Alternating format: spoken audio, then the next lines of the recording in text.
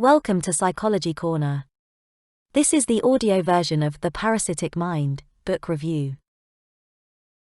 Unless your brain's activity completely flatlined in the last couple of years, under the pressure of irrational ideologies and ridiculous so-called social justice movements, then you have no excuse not to read The Parasitic Mind by Gad Saad.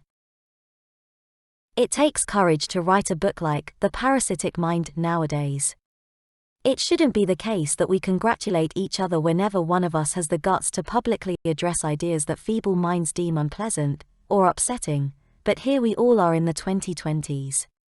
A time when simply exercising one's freedom of thought and freedom of speech may land a person in the middle of a storm of threats and other forms of incredibly aggressive harassment, produced by none other than those claiming to protect civil rights and bring about social progress.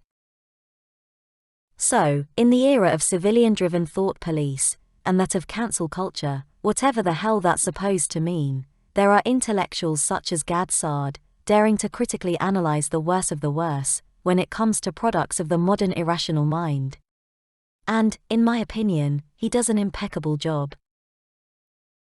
The Parasitic Mind is the uncomfortable read that we all need, to make ourselves a little more comfortable in the life that's likely about to happen to us, whether we like it or not.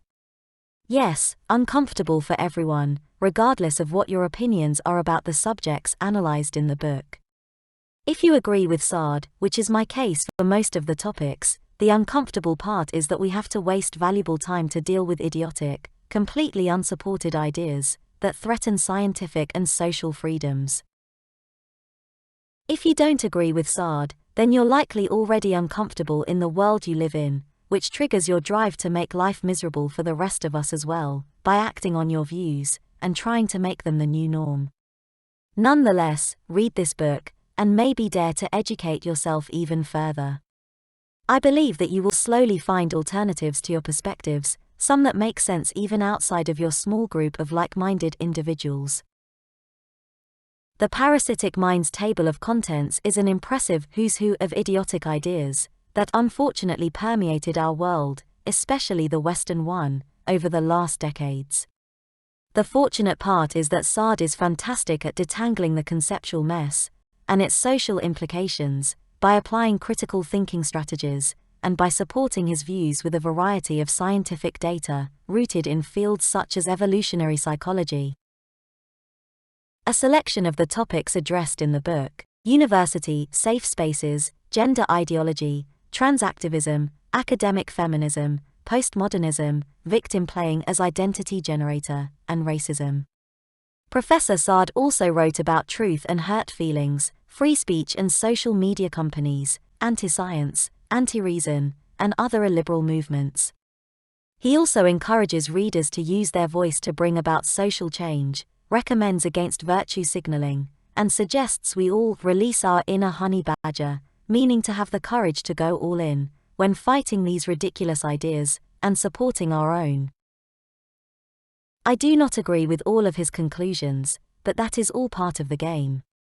People like Saad, myself, sorry for getting my face in the picture, and luckily, many others, appreciate the opportunity and challenges that lie in open discussions on any topic. Emotional management and resilience are skills much needed in academic and general social environments. Silencing your opponent is not victory. It's aggressiveness and the road to overall destruction. No scientific or social progress ever raised from never-ending social wars.